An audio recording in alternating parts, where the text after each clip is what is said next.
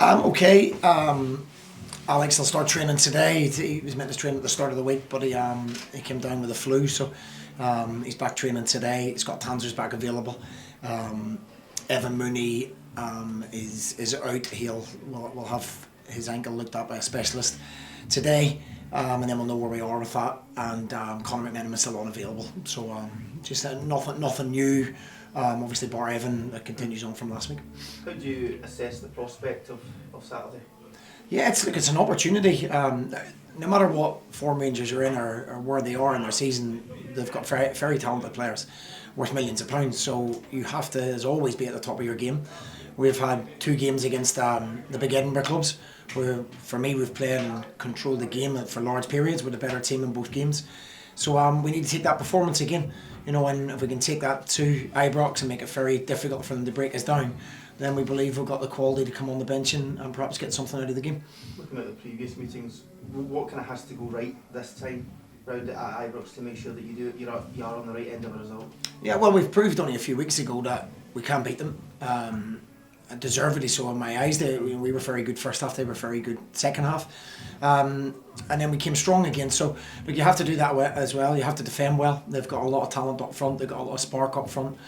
Cherney's a big threat, and they've got other players that can win games on their own, so we're aware of that. But if we press properly and we stay in the game, then we believe we've got threats of our own. Obviously in the forward areas, in the wing back areas with Ryan Alabiusi, he'll be fit and available for us after coming off at half time, and gives us that extra person and pace going forward. Has it got to be a repeat performance, Stephen, or you got to do slightly different things given it's at Ibrox this time around? Yeah, I think obviously it's an away game at Ibrox. It's Rangers the expectation will be on them to come out and play, and obviously there'll be spaces there for us to play as well. There'll be space in behind.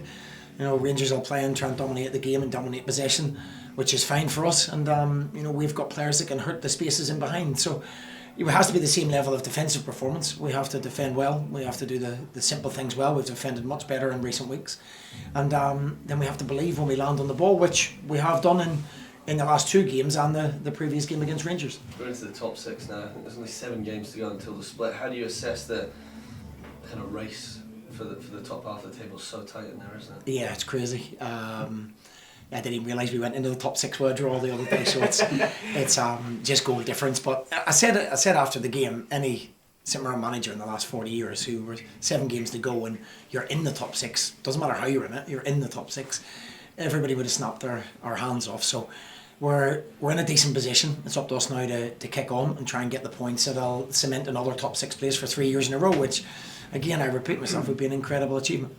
Going back to Evan, is that a concern, his injury?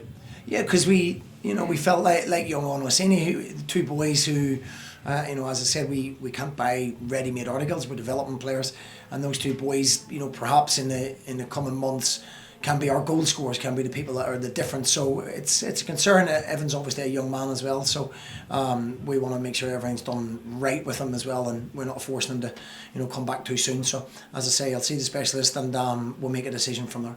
Rangers return to Ibrox for the first time since the Queen's Park defeat. I mean, the fans will be on edge, if you like. Is that something you're going to be pointing out to your players? I think we have to concentrate on us as well. We know what Rangers are. They're a good side. They've got good individuals. But if we can keep the game nice and tight, if we can press really well and aggressively, we won't sit back. We never do when we go to Rangers and Celtic, and we're not going to change that. But you have to make sure you stay in the game, and when we land on the ball, there will be chances. We've created chances against the bigger teams, and if we can take those opportunities, of course, Rangers are expected to win. They should turn up and beat us 9 times out of 10. So the expectation's obviously on Rangers, but that's up to us to manage that and counter that with our own ideas. Talk of fresh investment at Rangers from America. Is that something you could only dream of at St Mirren? Investment from anywhere, yeah. It doesn't matter if it's from America. Of course, I don't know about investment in the Rangers. That's not my job to worry about that. But of course, listen, we're a well-run club where it's prudently run. We do what we possibly can to make the club better, but there's a long way to go. The resources in this division now and the money that people are spending makes it very, very difficult to compete. So the fact we are where we are means that we're punching above our weight, and we have to, for us to achieve anything, we have to do that. So you know, as I say, the club's run well. We're not in any kind of debt. We're not in any position where we desperately need to sell people. So that's a huge improvement, and it's about building things slowly. You know, trying to take the club forward. We don't have a magic wand. We don't have a millionaire investor who will throw or make up debts if you do lose money. You know, we have to be very, very prudent. Were people to laugh at that sign at the darts last week from the goalkeeper? I do. If you can't laugh in life now, I mean, I'm amazed the story was made out of. I really am. I can't believe a story was made out of that. I have a brilliant relationship with Zach. They were actually sending me the photos long before it made the papers. My son was with him. I think it was actually my son that wrote the sign, dressed as Luigi or Mario or something. So it's all a bit of crack, all a bit of fun. So I'd like to think I've got that relationship with all my players. Is that a good sign of, you know, that they can have a bit of fun in that term? I said to Zach, it would have been like funnier if we'd like won the previous game or something. But of course, like, it's a bit of banter. If you can't laugh at yourself and you can't enjoy the camaraderie and the spirit in the camp, then, you know, that's what's got us this far. This has got us into these positions over the last 3 years, and certainly it was a joke. He's bought a few coffees since and been voted worst player since, but a lot bit of fun, and I think it shows the spirit within the team. Just going into the top six again, Stephen, do you think it will go to the last game? Obviously you'll hope not, but just so many teams going for that last spot in the top six. Yeah, there's so many twists and turns that it could take both ways. So I'm sure it'll go right to the wire. It certainly makes it exciting.